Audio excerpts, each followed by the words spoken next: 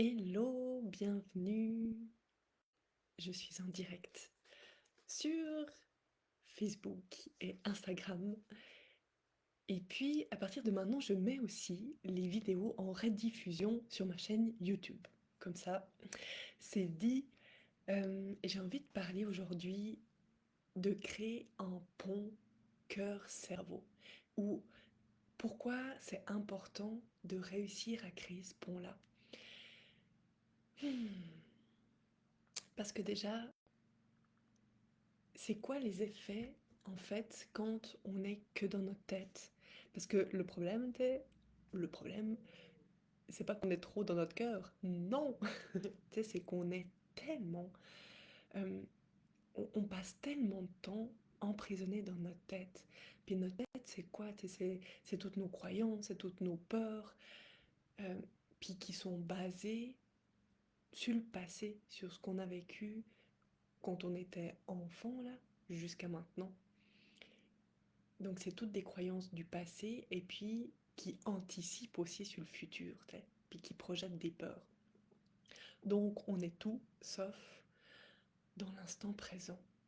Puis en plus en le disant là, je le ressens à l'intérieur de moi, parce que quand on pense au passé, ah, ça, ça peut nous venir, des souffrances ou des expériences qu'on a faites, plus intense. Enfin, tu sais, tu sens là dans mon énergie qu'il y a comme quelque chose comme ça. Ou quand on projette dans le futur, puis qu'il y a de l'anticipation, il y a aussi comme cette énergie un peu... ah, je sais pas comment lui mettre un mot dessus, mais un peu nerveuse comme ça. Puis quand j'ai dit, tu sais, que du coup on n'est pas dans l'instant présent. Et l'instant présent, c'est juste le dire, tu sais, c'est le ici et maintenant. Puis quand on est là-dedans, tu sais, en tout cas pour moi, tu sais, je respire. Tu sais, c'est comme je relâche les tensions. Il y a plus de problème, tu sais, je suis juste là, maintenant. Je suis pas en train d'anticiper, ou je suis pas, et puis je suis pas en train non plus de ressasser, tu sais, je suis juste là. Et mon Dieu, comme ça fait du bien. Et le cœur aussi permet ça, c'est de revenir dans l'instant présent, de respirer. Puis quand on est dans cette posture-là, c'est comme si il y a toute une ouverture qui se crée. Il y a le champ des possibles, comme jamais, comme j'adore l'appeler, tu sais, qui s'ouvre parce que du coup, on est plus disponible.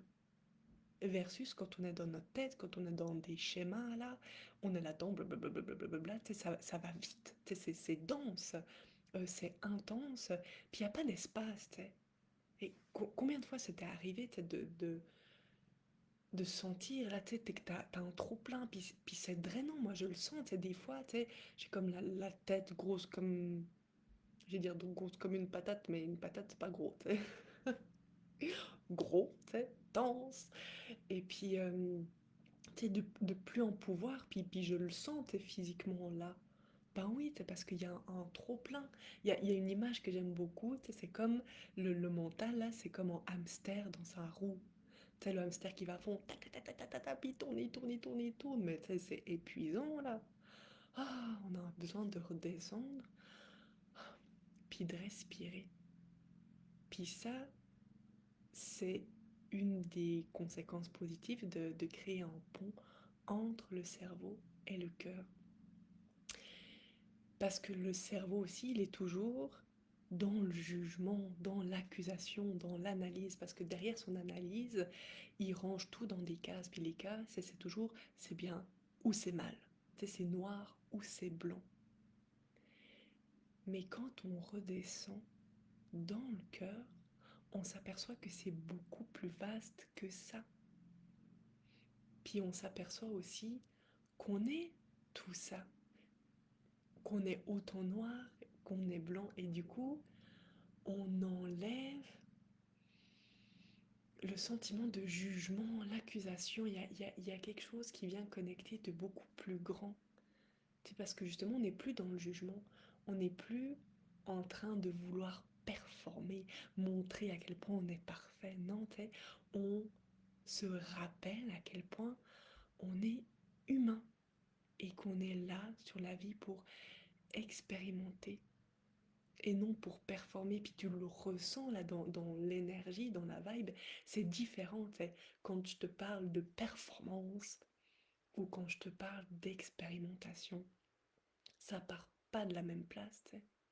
Puis c'est pour ça que c'est tellement intéressant puis libérateur de venir créer ce pont-là. Puis aussi que quand on est uniquement dans notre tête,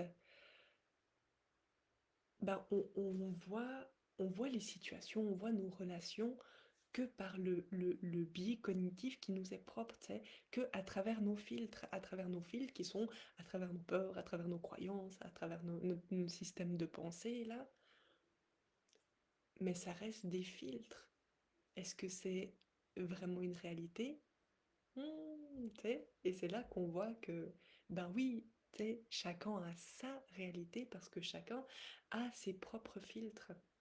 Mais que si chacun, tu sais, on reste avec nos filtres, puis qu'on n'est pas d'accord là, ça fait des étincelles. Puis quand ça fait des étincelles, puis qu'on essaye de convaincre, qu'on essaye de changer l'autre, qu'on essaye de changer une situation, qu'on est dans la lutte, oh mon Dieu, ce que c'est drainant puisque ça nous prend une énergie.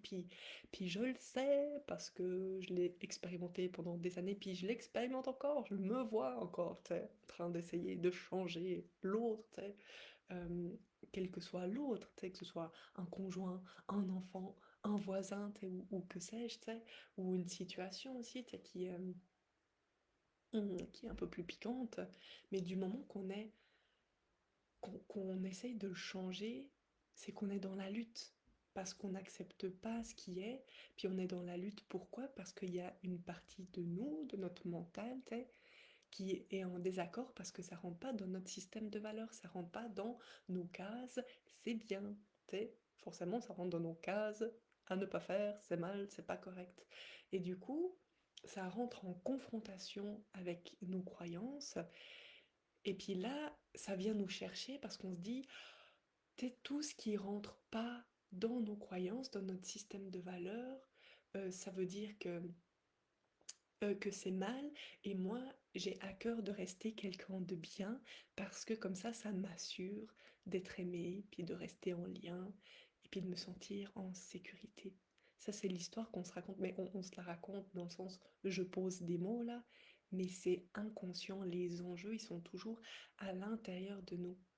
Mais justement, quand on ne sait pas quels sont les enjeux à l'intérieur de moi, dans le sens, c'est quoi mes croyances, c'est quoi mes peurs, c'est quoi qui m'habite, ben on va basculer dans le pilote automatique. Le pilote automatique, c'est quoi? C'est d'être constamment en réaction avec ce qui est, que ce soit avec les autres ou avec les situations, parce que justement, tu sais, c'est des réactions vives. Souvent, tu sais, ça, tu sais, on peut se dire, tu sais, je sais pas pourquoi, mais tu sais, là, ça vient me chercher, là, ça m'irrite. Et puis, tu sais, on sent un peu cette véhémence-là, comme ça, euh, parce qu'on est en réaction, parce que on n'a pas conscience des enjeux qui sont à l'intérieur de nous. Puis pourquoi on est en réaction, pourquoi notre mental, c'est qu'on appelle aussi ego, pourquoi il réagit comme ça? Parce que sa fonction première, c'est de nous protéger. C'est de nous protéger de quoi? C'est de nous protéger de la souffrance qu'on a à l'intérieur, t'sais. Parce que tout ça, là, ça part de toutes les histoires qu'on a vécues depuis qu'on a été conçu, jusqu'à 7 ans.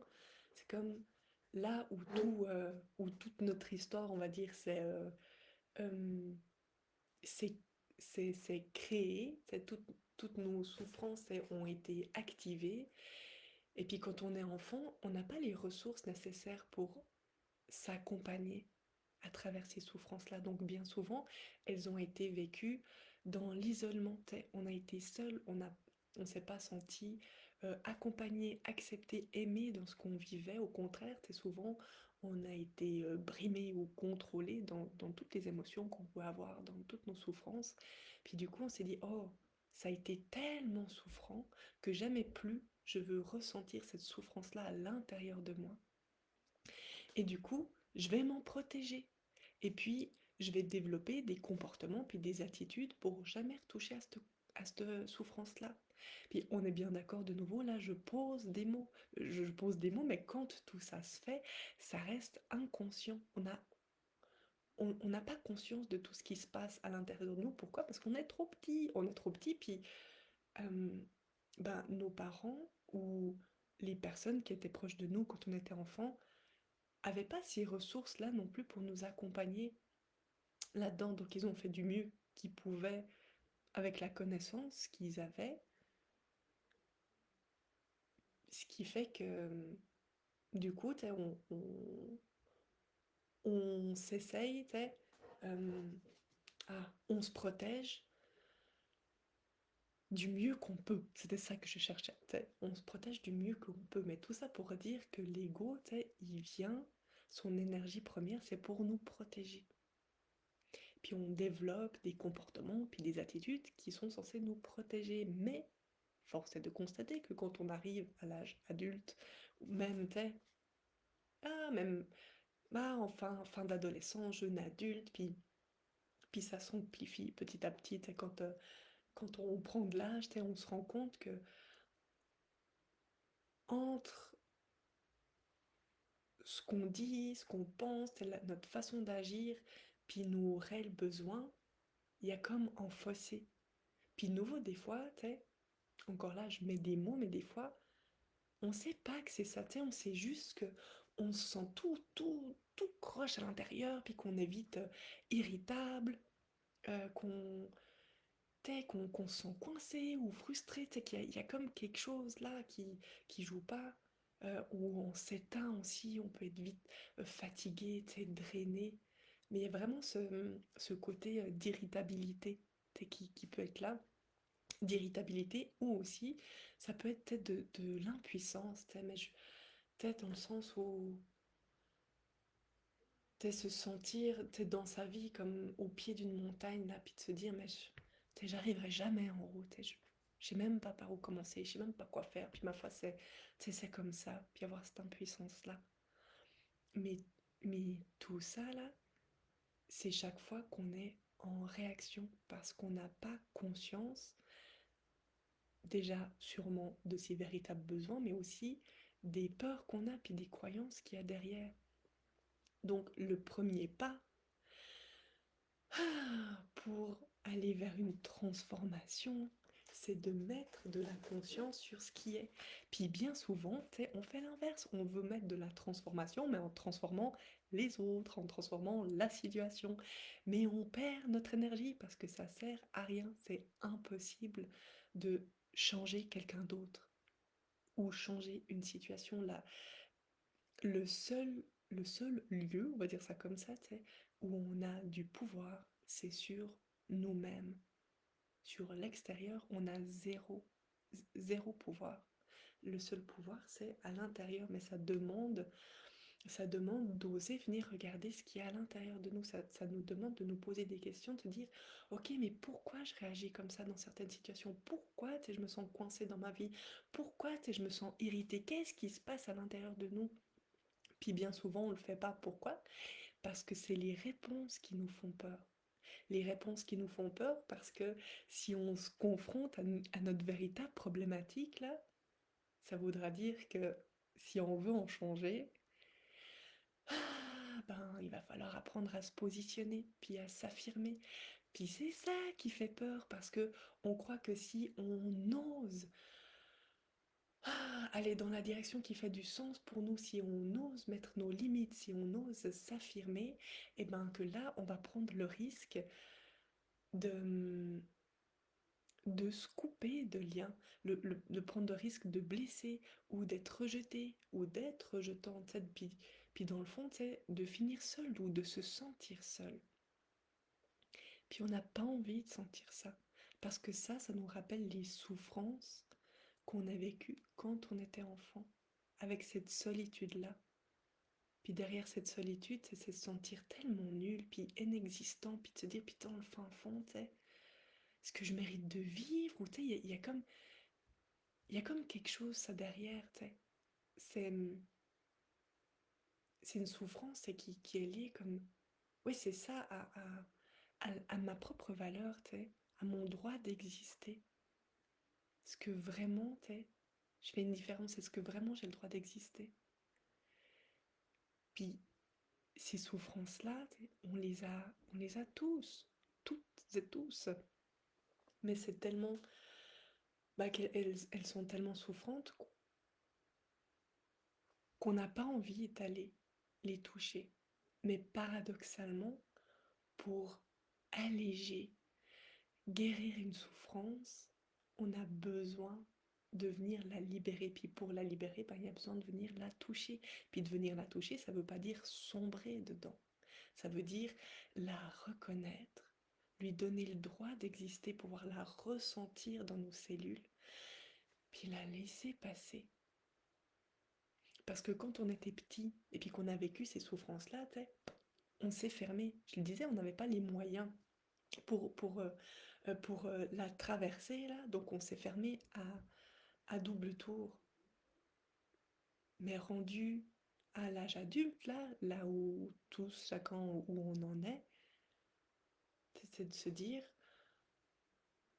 quel pas je peux faire pour petit à petit venir reconnecter avec ma propre vérité, venir toucher, à cette souffrance-là pour la libérer, pour lui donner place, pour lui dire ah, ok, je te vois, je te vois, t'as le droit d'être là, puis sois libre. Les souffrances, c'est une analogie que j'aime beaucoup, les souffrances, comme les peurs, c'est comme un enfant.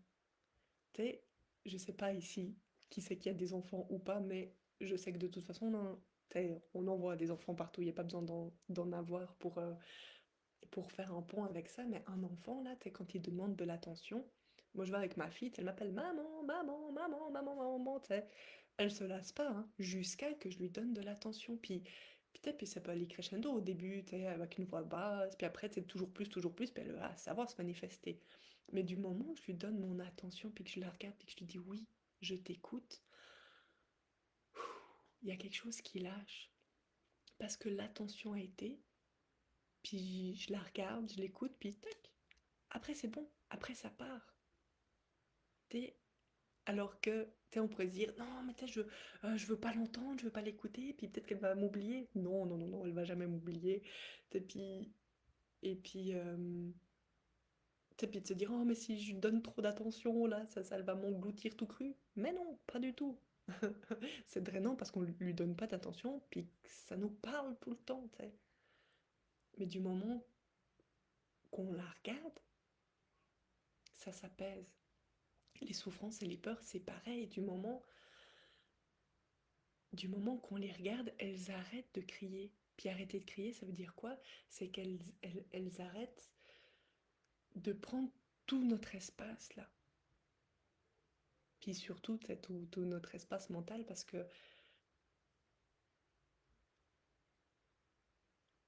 qu'elles auront eu la possibilité d'exister et de se transformer. Mais ça demande toujours, toujours, toujours de retourner le regard à l'intérieur de soi, puis de créer un pont entre le cerveau et le cœur. Puis bonne nouvelle, c'est qu'on ne peut pas être aux deux endroits en même temps. On ne peut pas être dans notre tête et dans notre cœur en même temps. Ça ne marche pas, c'est pas possible. Donc ça veut dire que quand j'arrive à apaiser mon mental, mon ego, puis que j'arrive à le ramener dans l'espace de mon cœur, qu'est-ce qui se passe à l'intérieur de moi? C'est beaucoup plus paisible, c'est beaucoup plus calme. Et chose magique aussi qui se passe, c'est beaucoup plus joyeux. Il y a tellement plus de légèreté aussi. Tu sais, on est loin du cerveau, puis de faire parfaitement là, puis se mettre encore plus la pression, puis se mettre encore plus d'exigence, puis se juger encore plus. Non, on redescend là. Il y a quelque chose de plus vaste qui s'ouvre, et ça met le sourire aux lèvres. Et pour moi, c'est une saveur tellement euh, savoureuse, c'est tellement jouissive, c'est tellement... euh, c'est quel mot je pourrais mettre? Mais c'est une saveur, tu sais, qui est joueuse, puis qui fait du bien, puis que quand on connecte avec ça, avec cette saveur-là, les problèmes, les situations piquantes, on les voit avec un autre angle de vue. Il y a quelque chose d'autre qui se passe, tu sais.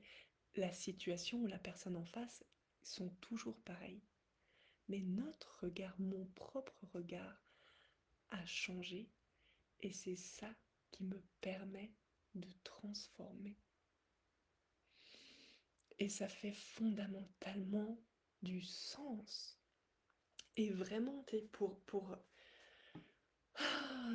avoir tellement lutté pendant des années, moi je suis la femme là qui a voulu changer son ex-conjoint, mais avec tellement d'acharnement, puis qui est pas arrivé, puis que du coup qui l'a détesté, puis que blablabla, blablabla, puis que au travail on mettait tellement la pression, puis blablabla, blablabla. Oh, jusqu'à que je remarque à quel point je m'enfermais. Jusqu'à quel point c'était les histoires que je me racontais sur moi qui m'enfermaient, c'est toutes les croyances et toutes les peurs que j'avais qui m'enfermaient. Puis quand j'ai réalisé aussi que c'était toute cette pression de performance puis de perfection qui alimentait le tout là, puis qui me pesait sur les épaules, puis à quel point j'avais oublié que j'étais une humaine qui venait jouer avec la vie. Et puis que j'étais pas une superwoman qui jouait sa vie. Ça a été un des shifts les plus grands à l'intérieur de moi. Puis d'ailleurs, c'est ce qui me ramène encore aujourd'hui, tu sais, quand je me vois partir, quand je suis dans mon blablabla mental, là, tu sais, je me ramène, hé Céline, là, t'es pas en train de jouer ta vie, t'es en train d'expérimenter, t'es en train de jouer avec. Des fois, c'est plus challengeant, mais reviens-toi. L'angle de vue, là, que t'es en train de voir, c'est juste une facette que ton cerveau veut te montrer. Mais qu'est-ce que ça donne si tu crées le pont, puis que tu descends à l'intérieur de toi? Puis pour ça, euh, pour moi, c'est ce qui m'a aidé à créer des ponts, à mettre de la conscience là où c'est tout noir, là où j'étais en pilote automatique. C'est énormément la méthode écoute ton corps de Lise Bourbeau, où j'ai été formée, je suis consultante, j'accompagne en formule individuelle, puis je donne aussi des ateliers de 3 heures, 2 fois par mois à Yverdon, puis le 10 mai, je donne 2 ateliers. Un atelier sur le couple, tellement intéressant. Se voir, c'est ça, à travers cet atelier, c'est se voir à travers la relation de couple. Je le disais tout à l'heure, on ne peut pas changer l'autre. Est-ce que j'ai voulu changer l'autre? Est-ce que parfois encore j'ai envie encore de changer l'autre? Oui, puis ça, euh, euh, c'est à travers un atelier du couple, mais on s'entend dans qu'importe la relation en fait. Il n'y a pas besoin d'être en couple pour être en relation là, encore heureux. Donc qu'importe la relation qu'on a, c'est un atelier qui a le don de nous ramener à l'intérieur de soi pour faire des liens entre ce qu'on se dit et ce qui fait du sens. Et le deuxième atelier, c'est retrouver sa liberté. Mon Dieu, celui-là, là aussi, il a fait tellement de sens pour moi parce que justement, c'est quand on est dans nos schémas, quand on est dans notre tête, on se sent coincé, on se sent submergé, on se sent frustré, on se sent impuissant, on se sent tout sauf libre là. Hmm. Mais de revenir à soi, puis de voir la situation dans sa globalité et non juste avec les filtres qu'on s'est donnés, mon Dieu, ça change tout, tellement. Mais bien sûr, c'est que ça peut être dérangeant parce que ça demande de de venir voir ce qu'on n'a pas envie de voir sur soi. Mais c'est le seul moyen pour se libérer puis d'aller vers ce qu'on veut. Donc le samedi 10 mai à Yverdon-les-Bains, de beaux ateliers. Je mettrai, les liens sont dans ma bio sur Instagram et puis je les mettrai sur Facebook dans la description de ce live. Voilà. Donc, si vous avez des questions, si vous avez aussi un mot ou quelque chose à partager, ben c'est volontiers. Écrivez dans le chat. Ouais, voilà. Donc, je suis là avec grand plaisir parce que je sais, c'est live. Ben voilà, souvent j'arrive en live puis je délivre ce que j'ai à livrer. Mais tellement, ça fait du sens et puis ça me fait plaisir de... Ouh, là je vois la batterie de mon téléphone arrive sur la fin. Mais, euh, mais ça me fait plaisir aussi de pouvoir répondre en direct si jamais il y a des questionnements. Donc voilà, merci beaucoup pour l'écoute et puis je vous dis à tout bientôt.